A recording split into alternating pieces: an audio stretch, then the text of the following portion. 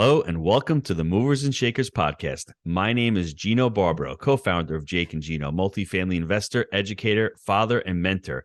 With me today is Jason Valchine. Jason is the ultimate real estate investor. Ultimate. With years of experience in buying and renovating properties, he has now made the leap to become a full-time investor working on large multifamily deals. With a passion for learning and growing as an investor, Jason found success by connecting with industry experts, studying online resources, and leveraging the right connections. Welcome to the show, Jason. How you doing? Thanks, Gino. It's an honor to be here. Where do we start?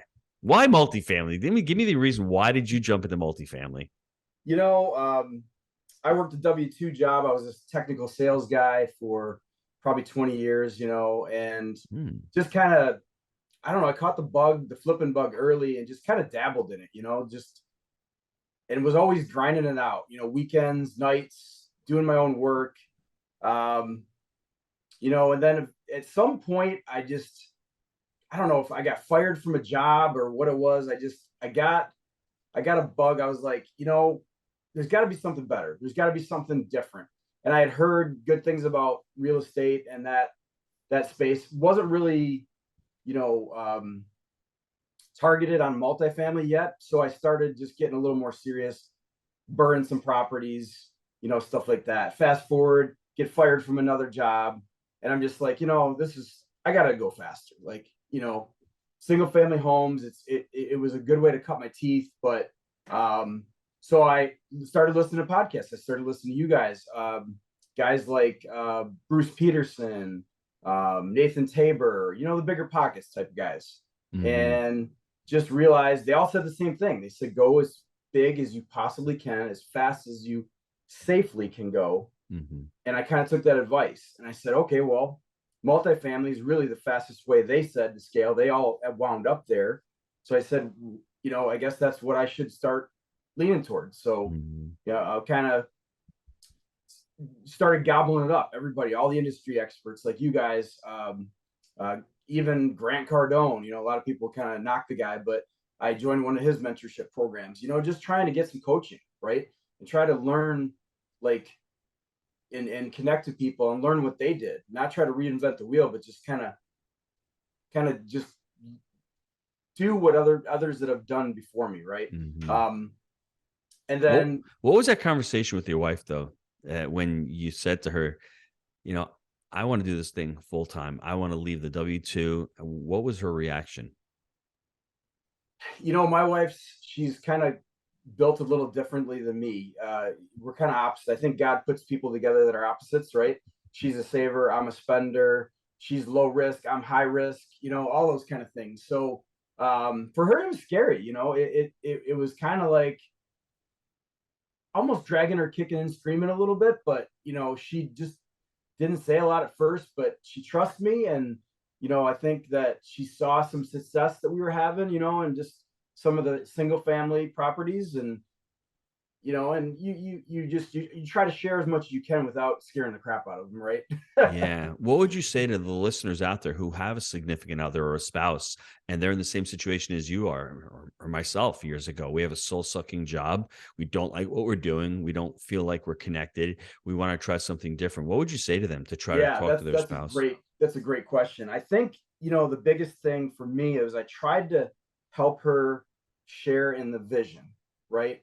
The vision I had of having financial choices later in life, or financial freedom, not being subject to a boss or a job or trading time for money, but really a different kind of lifestyle. And it's not just about money either. It's about the quality of life and being able to give back and being able to, just pour into others and make that big impact that the purpose, the call that's put on your heart, right? And so when you paint that vision with someone, and I mean, if you're married, the goal is to grow together, not apart, right?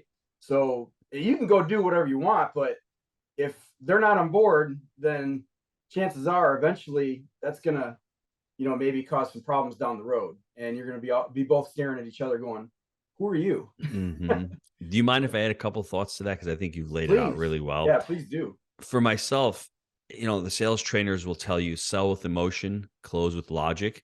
And I think you said it accurately. You need to paint a picture or vision, because when I told my wife about financial freedom, she's already like, I already have that. I'm not talking about the financial freedom where you don't have to worry about bills. I'm still worrying about bills. I want to have the financial freedom where if we want to go on vacation, I don't have to stress about making the money for it. If we want to be able to be a little bit more charitable and donate more money or do a fundraiser that's going to cost us a fortune, I have the option to do that. And I think it's really, really important. And I love that you said about what is this all worth if you're going to grow a business and your significant other's not along for the journey, and then you grow apart. Really flesh out what your values are. And, you share a lot in common with your wife. You think you may be polar opposites, but you both have faith. You both want family. You both, I'm sure you want some type of control or some type of security, where she may view security a little different than you. She may think a W-2 job is secure, whereas you're saying, time out, I just got quit by my last 2 jobs. Real estate's more secure because I can control it. So I think really working on values that align and sharing that vision, I think is truly, truly important, Jason. Absolutely. And like it's not going to be an overnight thing with folks that are listening, right? It's over time. And what was great about our 54 unit is that there were so many different revenue streams. I mean, we're the general partner, but I'm also the project manager, the asset manager. And sometimes I strap on a tool belt. So it's Mm-hmm. like, so now we have like, and sometimes she'll go clean apartments, so the first time I think I handed her a pretty sizable check for project management fees, she kind of looked at me like, okay, I can kind of see this. This is something we could probably do, right? Jason, how did you transition though from single families and doing BRRRRs to buying your first apartment? What did that look like? I probably a couple of the world's going to tell you that's too fast, right? The world's going to judge you and tell you what you should do. You should start with the duplex and then go to the quadplex and then go to this and that. I just went from a couple of BRRRRs that I did and I jumped right into a 54. I don't know. No one told me I couldn't. So, so I just did it, and I saw what everybody said. They said the same thing. I would go bigger, faster, sooner, right? And so I'm like, well, I don't want to have that regret. I don't want to, look and waste 10 years and then look back and say, why didn't I just buy the 54, right off the get? Mm-hmm. So that's what I did. And what did you learn? Well, okay, before I even ask that question, I'm thinking about you and your growth. You didn't just go from that to that. You joined other mentorships. You joined other education. You invested in your education. Sure. What would you say to people out there listening? I want to go bigger, faster. I haven't done it yet. What would you say about, hey, time out? Maybe it's time to invest in your education, because that I wanted to go bigger, Yeah, faster, like absolutely. you did, and I had to invest in my education years ago, and I continue to invest in my education. I was getting to a certain inflection points, whether it's scaling up, whether it's training on Absolutely. speaking, whatever it may be, you hit a Yeah. wall and then you need it. So could you speak on that a little bit for me? Yeah. No, I love where you're going with that. And we have, even if we join a community like Jake and Gino, which is an amazing community, you get coaches, you get all these people that are doing amazing things. You have to self-teach yourself. You have to take the action. You have to do the time and do the work, and jump on the Jake and Gino, the wheelbarrow profits. Do the educational, watch all the videos. You got to do all that work, right? And you got to self-teach yourself, and you get the confidence, and then you get the knowledge, and then you just kind of mimic what others are doing.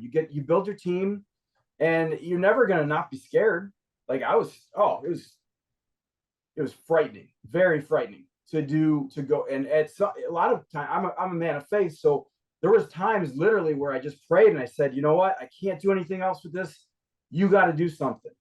I said, Jesus, you got to do something, because, and then he would make something happen. But you got to take those steps. You got to take action. God can't help you unless you're actually taking action and in motion. Then he can help you, right? Mm-hmm. And So part of that's being clear, though. I mean, part of that is saying I wanted to get into multifamily. I wanted to get out of what I was doing. And what you're basically saying in a lot of words, I can sum it up as education times action equals results. You could take massive action like I did early on and not get the results. And then I started taking massive absolutely. education. But if you're not taking action, you're not saying, God help me. God helps those who help themselves. That's the way I look at it. We can't sit on the couch and say, here, hit me up with a miracle. No, you got to get off the couch, It's do the not work, passive.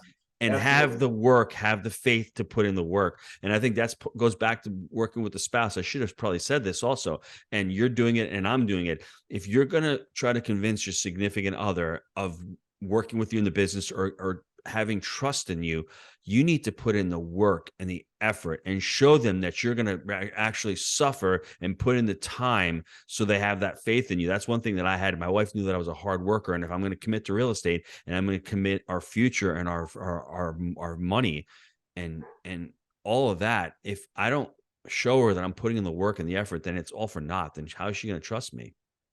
Yeah, they do see it and they pay attention, and I mean anybody does, right? You watch what your family does. You watch what the guys in Jake and Gino community. You watch others what they're actually doing, and they're out there talking, but are they actually taking the action behind the scenes? And what are they doing behind the scenes, right? So that's always how you do that is extremely important. But as far as the community, and surrounding yourself and getting educated, I joined the Jake and Gino community probably that's a little over a year ago now.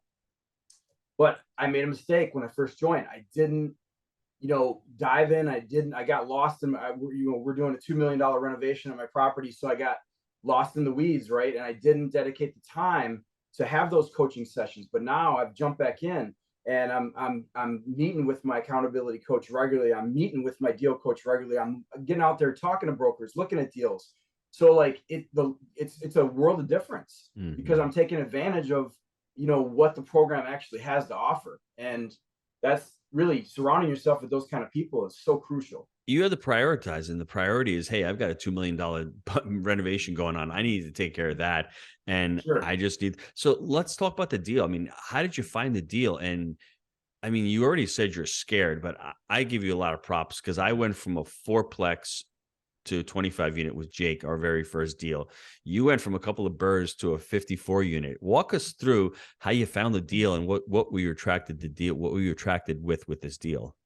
So I flipped the house across the street, which I did not want to flip. My realtor convinced me, right? And like basically, the usual flip thing, you buy the worst house in the best neighborhood, right? So there's mansions right across this flip. And I saw this traffic going in this, and this was I looked at a couple of buildings, a couple of apartments, but I just got distracted with this flip. That's why I didn't want to do the flip. Stay in your lane, right? Don't get distracted.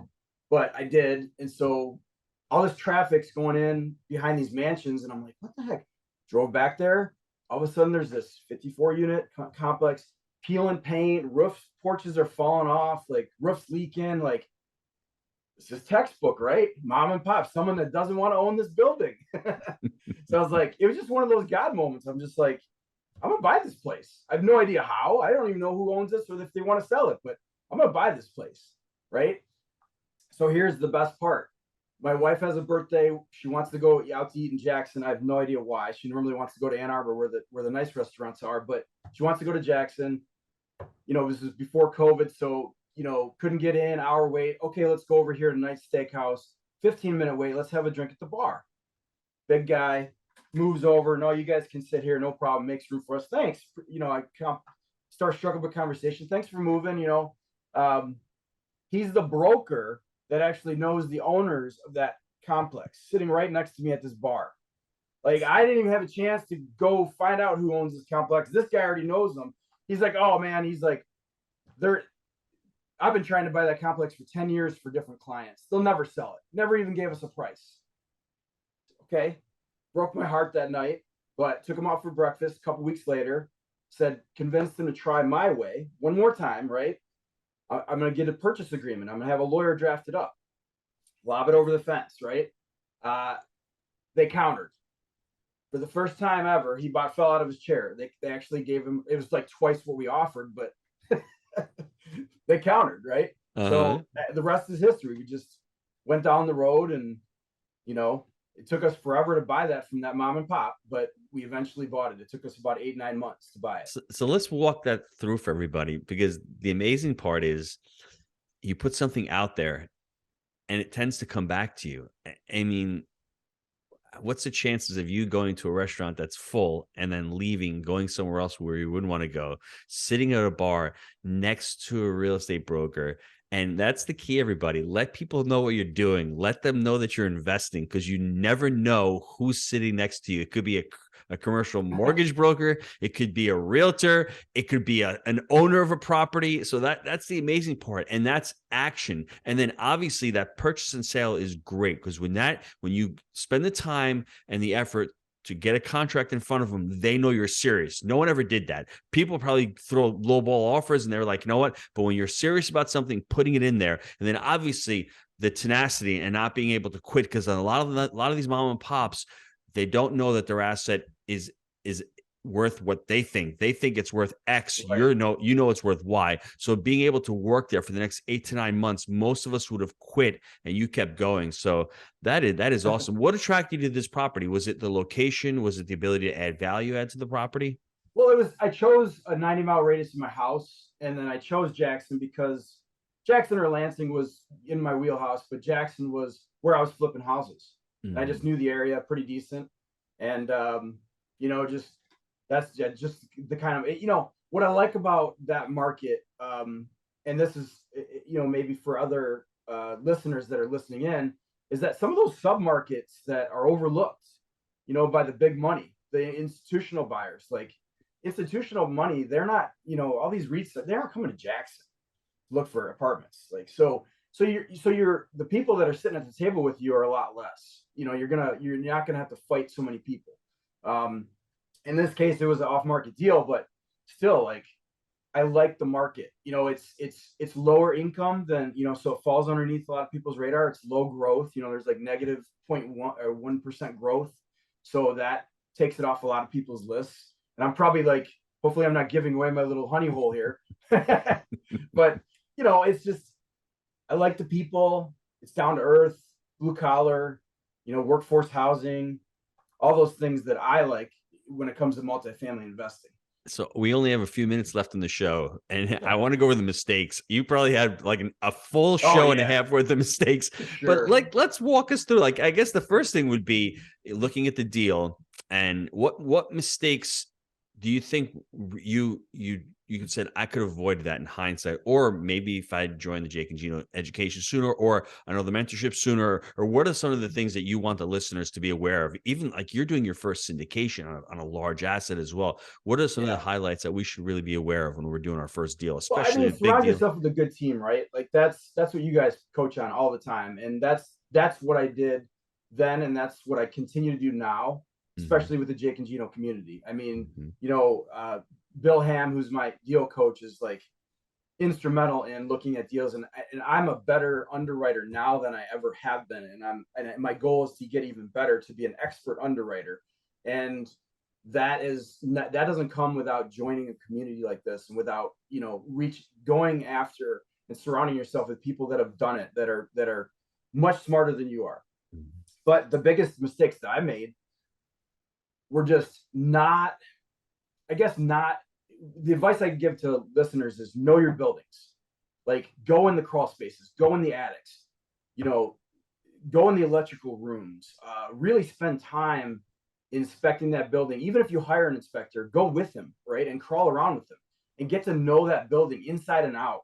Because there was a lot of trade that I did because I kept finding things like that were really bad. And I probably overpaid for this asset, hands down, 100%. But like, you have to know buildings, and you have to know what things are worth and what the values are of replacing an entire cast iron system that's in a crawl space, or replacing 400 square of roof.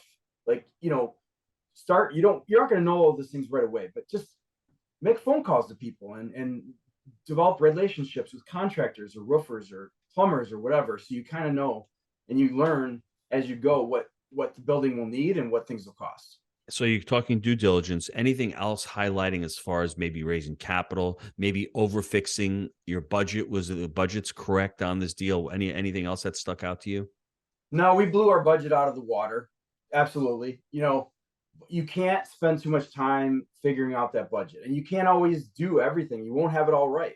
You're going to make mistakes, but if you give yourself a little bit of room and a little bit of breathing, you'll probably be all right. And it just depends on if you're, like Bill Ham talks about, if you're on the down cycle or if you're on the up cycle.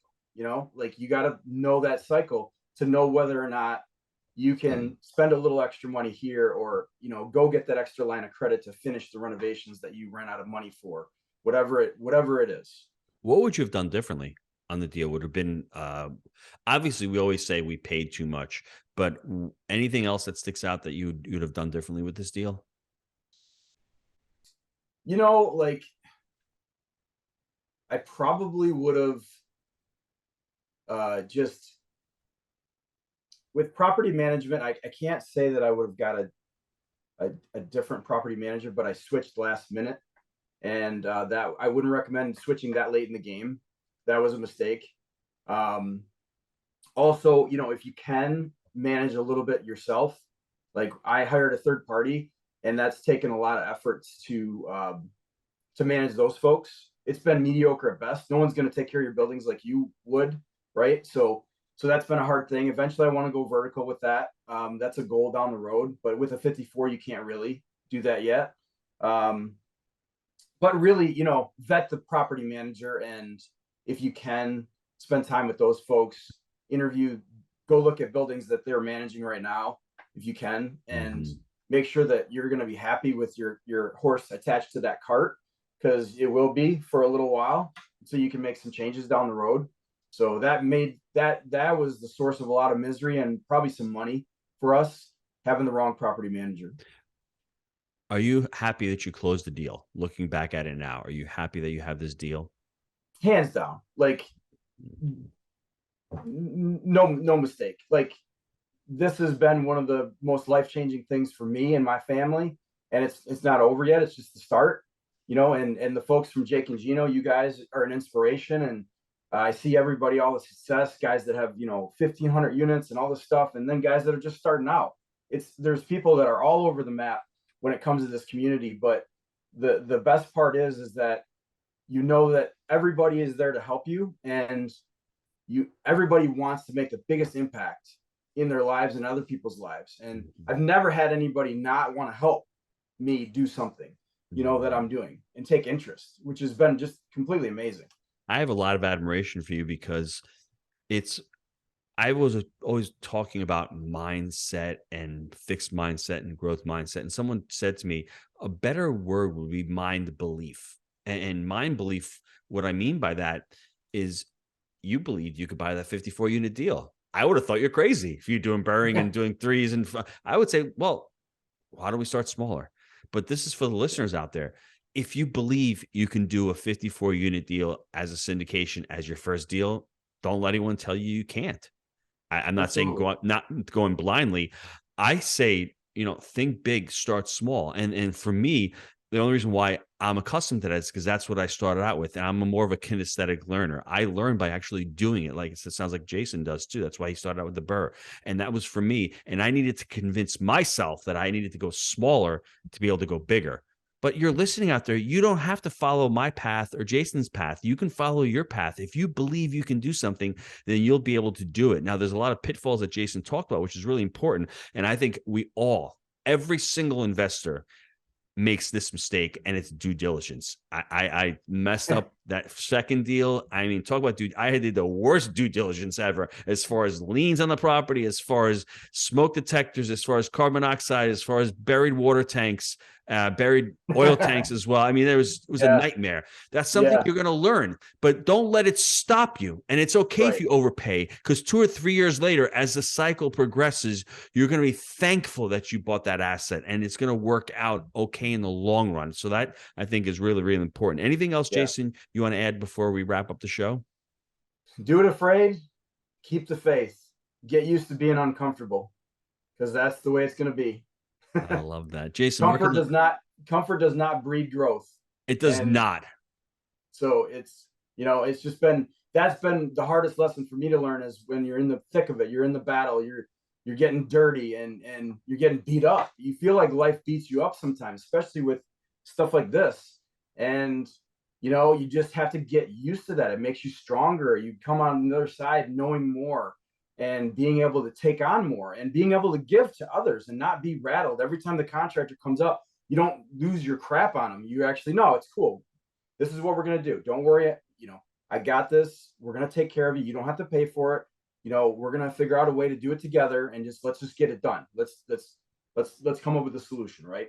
Yes. So that you can add value back in other people's lives. There's a couple of things that I like to add on this. I think what's really important when Jason talks about having the why, he understood his why. And everyone out there listening, when you're investing in real estate or you're investing in anything, you understand what your why is. And then obviously having faith is an important component of his life. So having that faith, but also needing to take action and then needing to be uncomfortable. God makes you uncomfortable for a lot of reasons, because I don't think he wants us sitting around being complacent and being slothful. So being uncomfortable is an okay thing. You just, as you get older, you get more used to it. And the more uncomfortable you get, the more you grow. Now, this 54 unit has been really uncomfortable. Property management, due diligence, blown up cap budget, whatever, the list goes on and on. But as he's gotten uncomfortable, these are all learning lessons, and they're all mental notes that he's taken care of. And as his wife looks at the check and goes, well, that's a nice size check we got there. There are some rewards to all the pain that we assume. And that, I think, that's just a testament to like the growth and to get out of that uncomfortableness. Jason, where can the listeners get a hold of you? They can email me. They can search me on Facebook. Valchine is actually a very unique name. So there's only one Jason Valchine, and they can find me on Facebook. Email jvalchine@gmail.com. Or they can always shoot a text to 734-548-4091. Happy to chat with anybody about real estate. And his last name is spelled, it's Valchine. And it's Italian. It was probably Valchine in the old country, I'm imagining. It is. I don't want it. It's Valchine. It's actually an awesome last Italian name. I just want to let you know that. So listen, I want to thank you for coming on the show, sharing your misery, sharing, how to get into a big deal, because you don't have to start out small. You start out where you feel comfortable. Remember, it's not mindset, it's mind belief. And, for all those out there that are looking to take it to the next level, go look at other communities out there. Go look to get educated. Invest in your education. You're worth it, because what you do today, you look back 5 years from now and go, I wish I did that deal. I wish I joined that mentorship. I wish I invested in myself. Don't hesitate. And you can see that one deal, it can be a life-changing deal for the rest of your life. So Jason, I want to thank you very much for coming on and for sharing your story. And until next time, let's go out there and let's make it a Movers and Shakers day. Thanks, everyone. It was an honor. Thanks, Gino.